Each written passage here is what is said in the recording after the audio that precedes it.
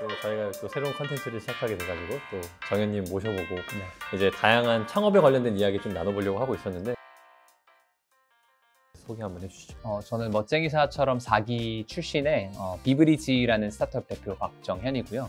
저희 비브리지는 AI를 활용해서 기업들의 용역 업무를 대신해주는 AI 용역 플랫폼 비브리지 AI라는 사업을 지금 운영을 하고 있습니다. 말씀 주신 것처럼 대표님 머싸 출신이시잖아요. 네. 근데 제가 알기로는 경영학과 출신인 걸로 알고 있는데 맞습니다. 일단 머싸를 왜 참여하셨나요? 당시에 경영학과 출신이어서 왠지 모르게 창업에 관심이 많았었어요. 네. 그게 사실 아시겠지만 경영학과 창업은 전혀 상관이 없지만 네, 없다고 볼 수 있죠. 네, 그래도 뭐라도 해야겠다라는 생각이 들었는데 이게 제가 할 수 있는 게 많이 없었어요. 당시에 어떤 그냥 문과생이었었고 뭔가 앱을 만들 수 있는 것도 아니었고 근데 네. 제가 그 2016년 당시에는 그런 뭐 배달의 민족 뭐 이런 앱들이 굉장히 나오면서 성장을 많이 하는 네. 시기였었거든요. 그때 큰 임팩트를 만들려면 결국 IT를 배워야겠다라는 생각이 있었어서 제가 뭐 그렇다고 돈이 있어서 개발자를 고용할 수 있는 것도 아니고 하다 보니까 네. 내가 직접 코딩 배워야겠다라는 생각으로 멋쟁이사처럼 참여하게 됐습니다. 그리고 나서 이제 대학생 때부터 그럼 대표님이 계속 창업하고 싶으셨나 보네요.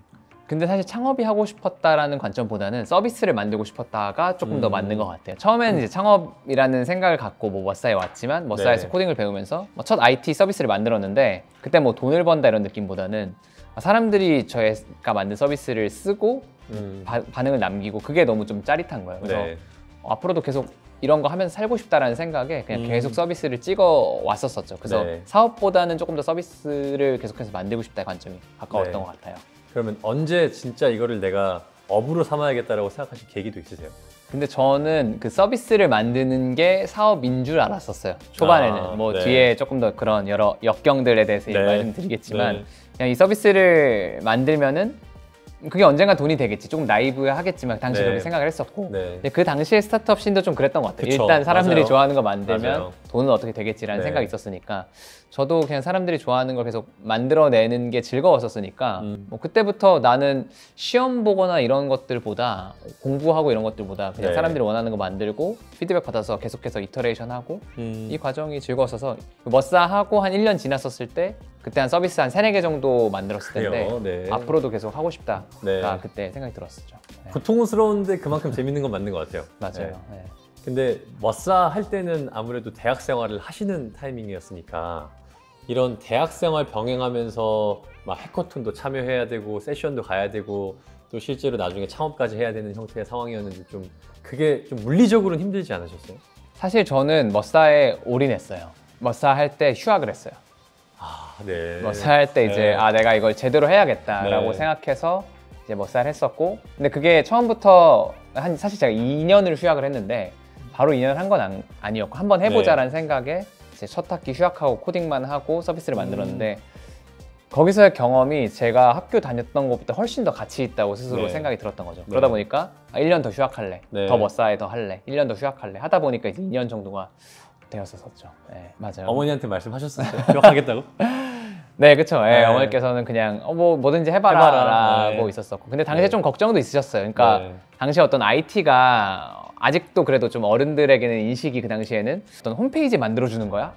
이런 네. 느낌을 좀 받던 것 같아요. 그 네. 홈페이지 만들어줘서 뭐 할 건데 네. 그 돈이 되나? 이런 식으로 좀 우려는 있긴 하셨는데 네. 근데 저는 이제 그게 다르다는 걸 알고 있었죠. 이게 IT가 그냥 어떤 홈페이지 만들어주는 게 아니라 어떤 서비스를 만드는 네. 거고 그게 결국엔 큰 밸류를 줄 거야라는 생각이 있어서 조금 불확실함이 있었지만 계속 밀고 나갔었죠. 근데 그럼 대표님 머싸는 어떻게 알게 되셨어요? 제가 머싸 하기 전에 군대를 딱 전역했었을 때 어떤 이제 사업 아이템 같은 게 있었어요. 군인들에게 어떤 뭐 인터넷 편지 같은 걸로 소식을 알려주는 창업을 네. 하고 싶다는 생각이 있었는데 그 당시에 이제 그 앱스토어나 이런 거 비슷한 거 있는데 찾아봤었는데 어떤 앱이 있더라고요. 그래서 네. 그 앱이 누군가 어떤 개발자가 만들었는데 연락해보니까 그냥 대학생이 만드시는 거더라고요. 네. 그래서 같이 이제 그 사람들이랑 같이 일하게 되면서 그냥 대학생 창업팀에 좀 네. 조인을 하게 됐는데 그 창업팀이 좀 마무리될 때쯤에 저한테 그 팀장님이 얘기해 주신 게 있어요. 너가 되게 열정 있고 이런데 네. 너가 좀 기술을 좀 배워봤으면 좋겠다. 그 얘기를 왜 하셨냐면 제가 그 팀의 유일한 그 비기술자였거든요. 네. 거기 이제 6명 개발자랑 2명 디자이너가 있었고 제가 거기 네. 조인한 건데 네. 어떻게 보면 저는 혼자 기술자가 아니다 보니까 그럼 제가 내는 아이디어는 많은데 항상 개발자들이 그건 안 돼. 네. 그건 너가 몰라서 그래. 이런 이야기를 많이 들었어서 좀 좌절을 많이 했었어요. 근데 그런 모습을 보고 그래서 열정이 있으니까 그 팀장 형이 저한테 코딩을 한번 배워봐라. 네. 근데 저는 이제 코딩 천재나 배우는 거 아니에요라 했는데 네. 아니다. 멋쟁이 사학처음이라는 곳이 있으니까 네. 거기서 너가 들어가면 비전공자인 너도 잘 배울 수 있을 거다라 해서 네. 이제 어떻게 좀 용기를 얻어서 네. 이제 지원을 하게 됐었죠. 되게 귀인이시네요. 진짜 네, 되게 그러니까요. 귀인이시고 네. 그분이 지금도 사업하고 계세요. 굉장히 네. 성공적으로 사업 운영하고 계시고 네. 저도 한 1년에 한 번씩 찾아가서 네. 어떻게 보면 좀 항상 이제 감사 인사를 전하면서 네. 또 지금 어떻게 보면 인생 멘토 같은 네. 느낌으로 좀 감사한 분이죠. 네. 뭐 저도 개발자 출신 아니고 저도 행정학과 출신이니까 개발을 처음 접하거나 하면 되게 무섭잖아요. 근데 머싸에 딱 들어가셨을 때도 아마 처음 들어보는 용어나 처음 접해야 되는 지식들이 되게 많으셨을 것 같은데 그때는 좀 어떠셨나요? 잘 이겨내시던가요? 네, 물론 저도 이제 좀 이게 뭐지 싶은 것도 있었는데 네. 근데 그 머싸 커리큘럼이 진짜 전 좋았던 게 이거 이해하지 않아도 돼요. 네, 맞아요. 그냥 하면은 네. 이게 만들어져 있어요 네. 라는 이제 관점을 갔었고 네. 저도 코딩을 이해하는 게 제 목적이 아니었었고 네. 서비스를 만드는 게 목적이었다 보니까 일단 따라갔더니 뭔가 만들어져 있어. 근데 네. 그 과정을 여러 번 반복하다 보니까 그거 만든 건 이제 그 강사님이 만들어 주신 사이트니까 네. 내가 이걸 바꾸려면은 요것만 바꾸면 이렇게 되겠네를 네. 이제 스스로 많이 반복하면서 깨닫게 된 거죠. 네. 그래서 오히려 그러니까 겁은 났었지만 그냥 그 결과물을 최대한 빨리 보여주는 방식으로 강의를 하셨으니까 네. 저도 거기에 쉽게 적응했던 것 같아요. 네. 근데 또 재밌는 스토리 중 하나는 거기서 이제 제가 이제 코딩 머싸에서 1년은 배우고 이제 2년 차 때는 그 선배가 되잖아요. 그래서 네, 후배 기술 맞아요. 가르치잖아요. 네.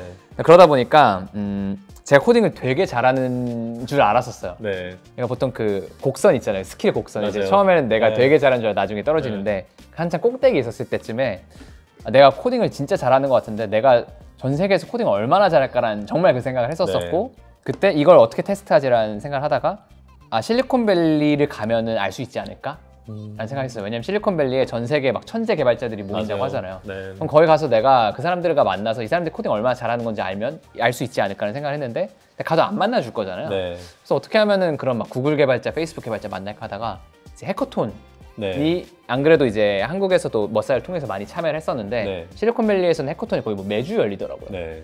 그런데 가면은 그런 구글 개발자들도 온대요. 네. 그냥 주말에 뭐 놀러. 네. 그런데 가면 내가 가서 어떻게 억지로 팀이라도 되면 이 사람 네. 코드 좀 보고 실력 알 수 있지 않을까라는 생각에 그냥 무작정 실리콘밸리로 가서 해커톤을 참여를 했었었죠. 네. 네, 그래서 실제로 이제 가서 해커톤 참여하면서 뭐 마이크로소프트 개발자 이런 분들이랑 같이 팀 돼서 개발도 네. 같이 해보고 네. 합도 맞춰보고 하면서 근데 되게 재밌었던 거는 이제 저희 개발 스타일이 빠른 시간 안에 만들어내는 거니까 해커톤에서도 또 잘 하는 맞죠? 거예요. 잘 맞죠. 네. 오히려 구글 개발자들은 너무 이제 그 근본을 중시하다 맞아요. 보니까 또 네. 잘 안 맞아서 또 거기서도 제가 나름 잘 했어요. 네. 그래서 자신감을 얻어서 내가 충분히 글로벌로도 도전할 수 있겠다. 네. 막 너무 쫄 필요 없겠다라는 좀 자신감을 얻게 된 그런 해프닝이 좀 네. 있었었죠.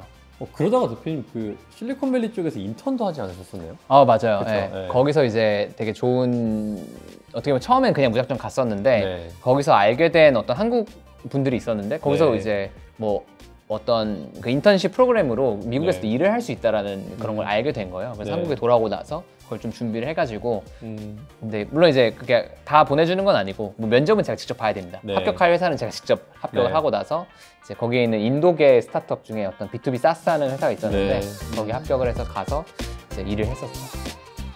확실히 대표님은 글로벌에 대한 생각이 예전부터 되게 많으셨었네요. 네, 맞아요. 네. 그때 어떻게 보면은 좀 패기 있게 미국에 갔던 게 큰 도움이었던 것 같아요. 맞아요. 그러니까 지금은 그 장벽을 좀 이제 내려와서 네. 이제 되게 좀 메타인지가 높아져서 험블해지고 네, 그렇죠. 미국이 쉽지 않다라는 네. 생각하는데 그래도 그때의 경험이 네. 그래도 내가 언젠간 다시 갈 수 있는 곳이야. 이게 너무 네. 환상적인 곳만은 아니야. 네. 라는 걸 했던 게 큰 어떻게 보면 지금도 자극제가 되는 것 같아요. 네. 뭐 모를 때 해야 되는 것 같거든요. 맞습니다. 뭐 정말. 모르고 그냥 질러봐야 네. 뭔가 그릇이 넓어지는 경험들은 확실히 있는 것 같아요. 맞아요. 네. 몰랐기 때문에 할 수 네. 있는 거죠.